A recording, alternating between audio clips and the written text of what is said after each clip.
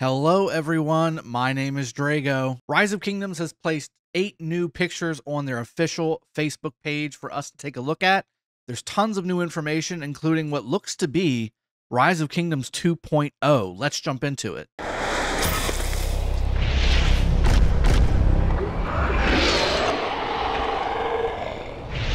Welcome back to the video, everybody. Really appreciate you joining me today. We've got 8 new pictures for you from the official Rise of Kingdoms social media pages, and it's outlining a lot of new information, new types of strategies and tactics that are going to be employed in Rise of Kingdoms this year. It's coming very, very soon. First picture here, it says, when will the new season storyline be released? It's saying early November this year. I would probably realistically say, sometime November. I don't know if early November is going to be the exact date. We always like to see, when they say it's going to come out, it's going to come out. But realistically, almost every single time that they say something's going to come out on a specific time frame, it ends up being done a little bit later because Apple needs to approve it on the App Store and all these other different things. So I would say conservatively November, maybe early December would be when I would think it's going to come out. But, we're going to go through all this stuff and figure out what's coming because in my opinion, this is going to change the game completely. And for good or bad, we're going to go through these different topics and we're going to see what it's going to do and start to prepare because you're going to have to change the way you play the game now to prepare yourselves for what's coming in the future. So first off here, the new season story is scheduled to be released on early November of this year. Like we said, maps and terrain, the new storyline will be released in November. We'll see improvements and changes in aspects of the game, including the map layout, camp composition, social dynamics, the specific rules of the gameplay. Take a peek at our new map in the picture below. That's coming up here in a minute. Some new graphics on some new structures to take in and soak that in. Here comes the matchmaking mechanics. So we've had a little bit of a story here on this channel, certainly about matchmaking mechanics and how, again, it can be manipulated to favor teams who lower their power and lower their matchmaking points to effectively be in an easier KVK than they should be, depending on their kingdom strength. Again, they're talking about changing it into a different type of setup here and ultimately improving the matchmaking system. We'll see how that happens because I don't think in any of these pictures they really deep dive into specifics on how they're going to do it. But from this perspective here on the new setup, we have in the new storyline, players will be divided into 2 camps, very similarly to light versus darkness, which is what it says here in this first paragraph. There'll be a 3v3 battle type of setup here. To bring new possibilities to diplomatic and strategic gameplay as well as striking visuals, we have designed a stunning asymmetrical map. And again, it's kind of interesting. It's kind of combining light versus darkness and say Strife of the 8 is what it's looking like. It looks like there's AABB on the Kingdom team here. But as you can see on the map, it looks like they've switched around the brackets so that there's no 2 teams, one on each side, one on the other. They've separated the teams out so that everybody's beside each other so that there's going to be battle throughout the whole KVK, which is one downside of the light versus darkness map where it's basically just a farm fest until Kingsland. So this is something that I think I will enjoy playing just based off of the map itself. Now, I have seen this map in other games, so interested to see how they implement it here versus some of the other games that I've seen this played in. But it says, again, to continue in the new map, kingdoms of the same camp will have to develop on their own and fight their way across the map before they can join their allies. So again, it's promoting fighting throughout the entire KVK instead of just at the end. So I like that benefit. It says the new storyline is set against the backdrop of the fight for the throne and the aftermath of Ark of Osiris, with the terrain set predominantly in the Egyptian deserts. So we have the Desert Conquest map, which is probably the most desert-intensive map in the game for a KVK standpoint. We had March of the Ages for like two KVKs or 1 KVK, something like that. Most people didn't even do that one because it was so messed up. Hopefully this one's not going to be similar. I see a lot of zones in this map, so it doesn't necessarily look like there's a sea of death or a lot of marching to be done where you can't teleport. So we'll have to see how that plays out there too. After the death of Osiris, who will be the new king? This is kind of some of the lore behind everything. Will Horus, son of Osiris, avenge his father in the Hemletian tale? Hemletian tale, I guess is the way you would say it. You governors will decide. And again, I like the map layout. I do like the map layout. It is kind of bringing in the overarching story arc no pun intended, of Ark of Osiris and Osiris League. And ultimately, we just are still doing the Grand Prix as well, which is based on the Ark of Osiris as well. It looks like they're really bringing in this Egyptian theme. Also, obviously, having the most recent civilization be Egypt as well. It's all coming together, right? This is the storyline behind the whole thing. Now, this is where it gets interesting, and I really like the idea behind this. Now, if they implement it correctly, this could be something that could really change the game and, again, make this Rock 2.0.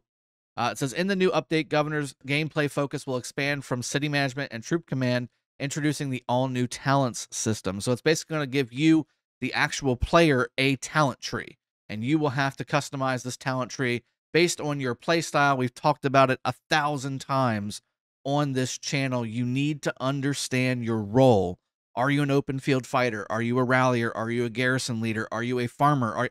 You need to understand these things, because if you don't, now there's a system that's going to be in place where you can customize those things to really make your role pop and make it better. And if you don't know what you are, you're not really going to know which way to go in your talent tree. And I'm assuming that you're going to have a limited amount of points to use here, so that you will only be able to select certain pieces of this talent tree, similar to a commander talent tree. So in each season, governors will need to set their strategic focus. It looks like you'll be able to do this every KVK, which is interesting, whether it be for field battles, siege wars, or city development. So make sure to allocate your talents and skills accordingly. We believe the new talent system will bring greater strategic depth and nuance to the game. I agree. If they do this correctly, this will bring another facet to Rise of Kingdoms, and again, kind of usher us into, with all these new commanders that we've been getting, all the prime commanders and everything, this is going to, in my opinion, basically turn us into Rock 2.0, a whole new game. Instead of basically making Rise of Kingdoms 2, they're augmenting Rise of Kingdoms, adding a season, and adding new pieces to the puzzle. Question, will improvements be made to the KVK matchmaking mechanics? We just talked about this earlier. The team has been working to optimize the KVK matchmaking mechanics, particularly Season of Conquest. Our primary focus is to resolve issues caused by the large differences in strength between kingdoms for the more advanced players. The matchmaking mechanism during the Season of Conquest will also be interconnected to the KVK stories, as the team mode will allow for more strategic depth and social interactions as well. The last part doesn't make any sense to me about strategic depth and social interactions. You just need to make the matchmaking work, right? Like, don't give kingdoms the ability to mislead the matchmaking system into doing something it's not supposed to do. You have whatever your matchmaking criteria is. I think the matchmaking criteria itself is solid. Just don't allow kingdoms to take advantage of loopholes in the actual game itself. You don't want them to be able to make it look like they're not a strong kingdom when they're really a strong kingdom using your stat. Fix that problem, solve those issues, and I think that it'll eventually kind of work itself out. Fourth picture here, when will we see ranged combat in the game? Again, Rock 2.0, people. We see another game that's been out, well, it's not out yet, but it's in beta right now, where there is ranged combat, very similar to Rise of Kingdoms. But along with the new storyline, the full range combat experience will also be available to players in early November this year, is what they're saying. So again, ranged combat coming to Rise of Kingdoms this year. Very interesting development. I assumed next year would be when it happens, not this year, but I think they're doing it the right way, at least on this slide. There's some other slides that make me question whether they're going to do it the right way. Many players might be aware that we're currently developing a feature for ranged combat, but that's only part of the show. What we have been developing is a whole new set of gameplay features named tentatively the formation system, which I've been asking for formations in this game for 4 years. I mean, since the game started, I'm like, this game would benefit greatly from players being able to set up formations on their marches or as a team, and that would enable more strategic and more diverse gameplay. And that's really, in my opinion, what the goal of the developers should be. Don't make everything so cookie cutter so that everybody has the same thing. And it's hard to do because everybody has access to the same commanders. Everybody has access to the same events in the game. Do things in the game that don't require money, that give players the ability to be diverse. That's what I'm looking for from the development team in Rise of Kingdoms, and it looks like that's what we're starting to get. The new system will take playability and strategic nuance to a different level in combat, battlefields, unit types, and more. Our bold changes will revolutionize the gameplay experience by adding a new dimension of depth to the battlefield. Players will be able to enjoy a much more realistic experience, making the most strategic use of all their unit types in combat. Keyword, all their unit types in combat. Spoiler alert, you guys need to start training Siege again. That'll be interesting. I haven't trained siege units in probably a year and a half, so there's that. Upcoming changes talking about formations. So the formation system will allow users to make the most of each type of troop unit. Geez, the siege weapons included. So again, siege weapons included. With the introduction of formations, the spatial positioning of different troop units will become a fundamental part of gameplay. For example, ranged troops can snipe enemies from afar. Melee units, on the other hand, can deal intensive damage. I'm not sure if that's the right word, but intensive damage and establish a defensive line against an enemy advancement at close range. Alongside this, existing game features such as resource gathering and mobility will also be enriched by the introduction of formations. Speaking of formations, so there's a few here, and maybe there's going to be more than just these three. I would think that there would be. There's tons of other formations. There's Shiltron formations. There's certainly the Phalanx formations that you saw in Roman legions. Shield wall formations like in Vikings. I mean, we have all these civilizations in the game, and most of them have their own unique battle formations. I would think that they would also be added into the game, or maybe those will be expansions or extensions as they start to flush out how this formation system will work. But we have the hollow square formations, which is basically usually called the king formation in history, where the king is in the middle and it's surrounded by its troops. That's king's formation. Then you have a wedge formation, which is traditionally anti-cavalry. So again, cavalry charge, you want to be able to split their charge. That's what the wedge formation has been used for traditionally in history. And then the echelon formation, again, it's an advanced formation, but isn't really used too much. This is against anti-infantry units. This is traditionally what you're going to be looking for. Now, whether it's going to be used the way that it's traditionally been used in history, or whether they're going to be specifically, plunked in by the developers and given their own role, we're going to have to wait and see. But I really like the idea of this. This is something that is going to, again, make the game more diverse, more strategic, and again, give players the ability to play the game the way they want to play it. Adding an all-new dimension for growth, the formation system will offer rich content and usher in fresh new ways to play. By combining ranged and close combat strategically, players can find their unique niche on the battlefield. I love it. I love it. I love it. That's something that's really, really good. Let's talk about combat. To achieve the synergy effect of a combination of ranged and close combat units, allowing for optimized use of different troop units, we're also introducing the collision system. Now, this is where I get a little scared, okay? Because we all saw and experienced, at least on this channel, the barricade system.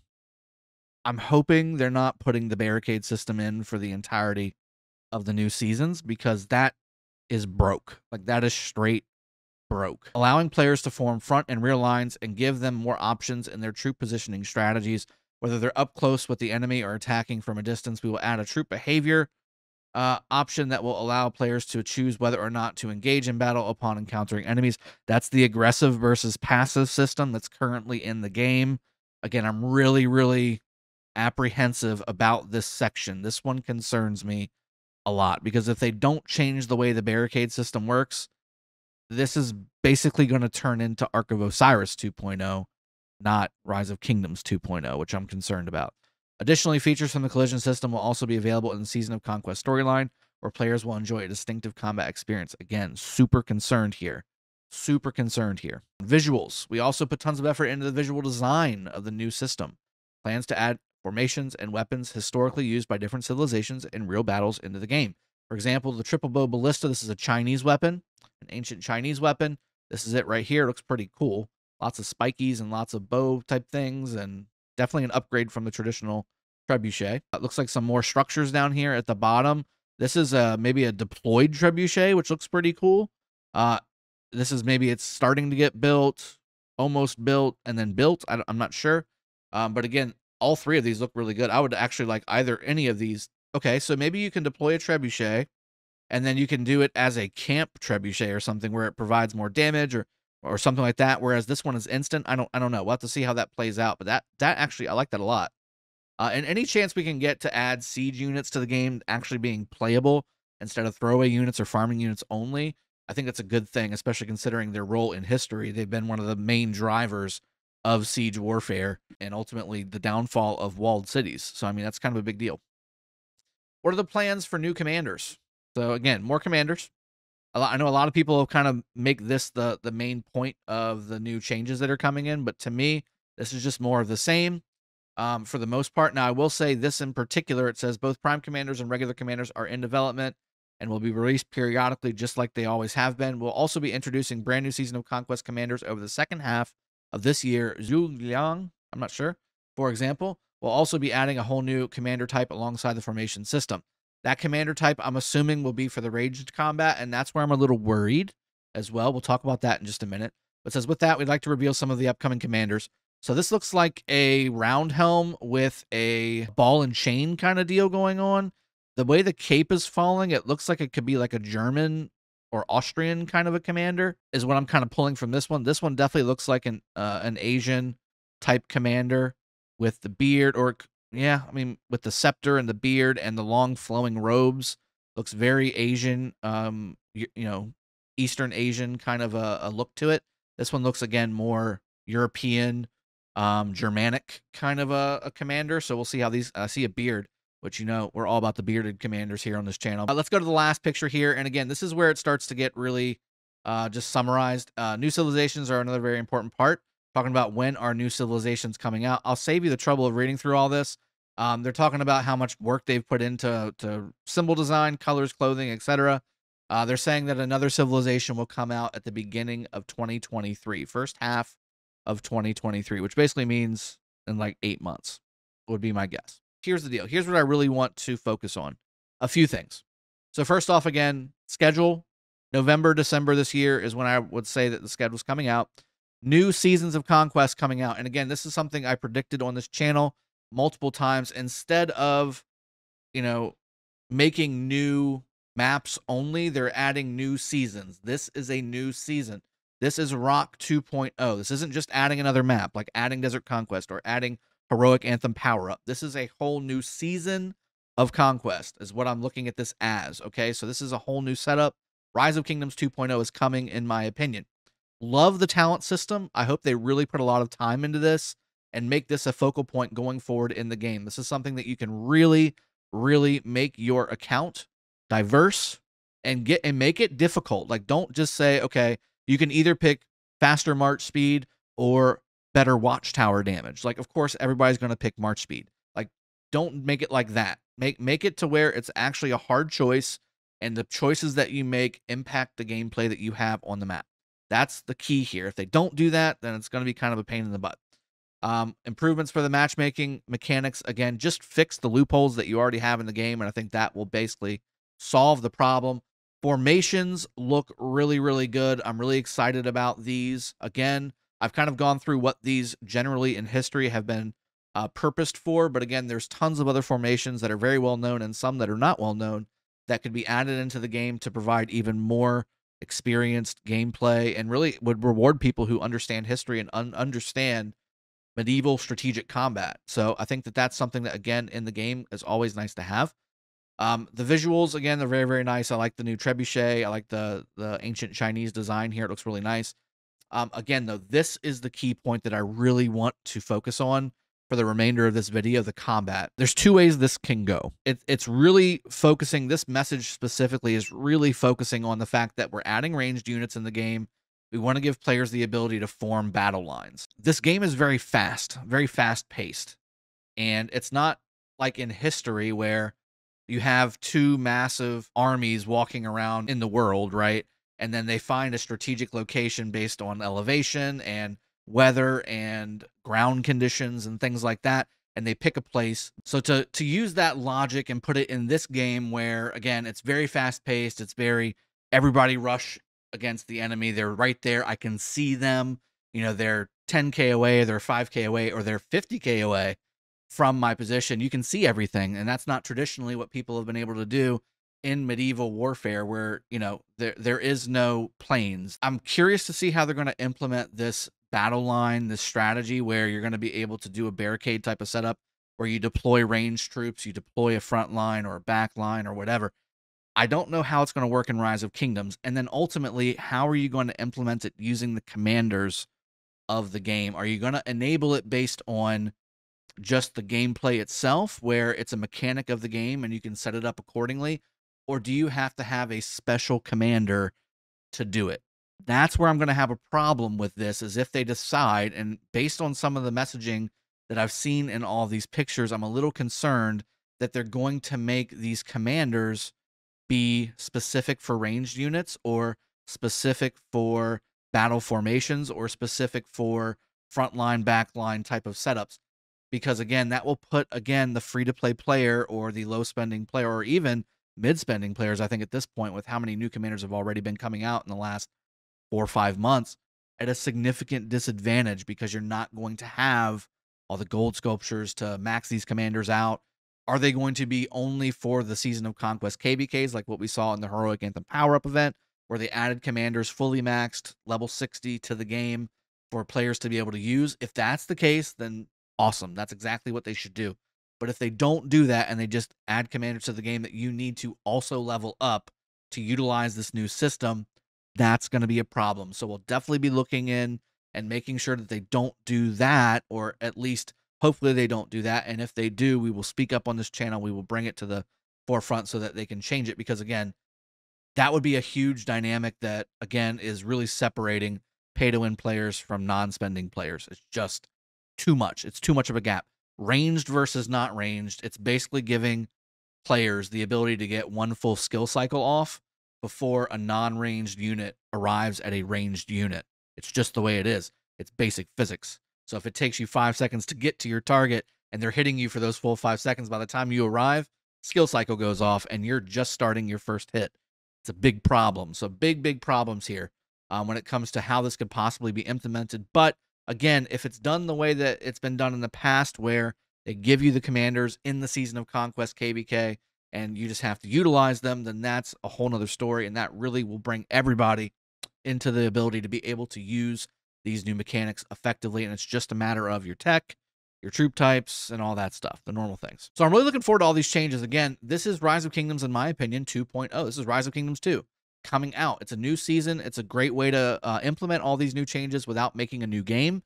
And again, it's utilizing what you already have for the most part, but still adding in things that will help diversify and make things more strategic inside the game, which is what we've been asking for on this channel since day one. So I'm really looking forward to seeing how these changes are implemented into the game. And again, it's coming pretty soon, guys. So these changes are coming very quickly.